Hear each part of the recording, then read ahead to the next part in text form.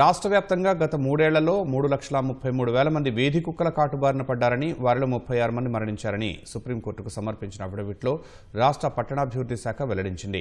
వీధి కుక్కల నియంత్రణపై రాష్ట్రాల అభిప్రాయం కోరుతూ సర్వోన్నత న్యాయస్థానం గత ఆగస్టులో జారీ చేసిన ఆదేశాలకు అనుగుణంగా ఈ అఫిడవిట్ దాఖలు చేసింది.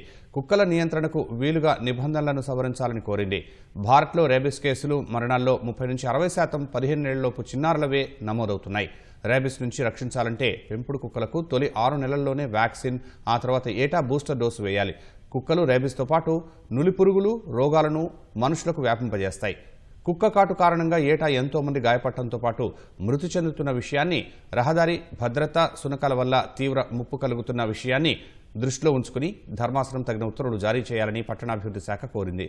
ప్రజల ప్రాణాలను కాపాడటంతో పాటు వారి హక్కులు, భద్రతకు రక్షణ కల్పించాలని పట్టణాభివృద్ధి శాఖ విన్నవించింది.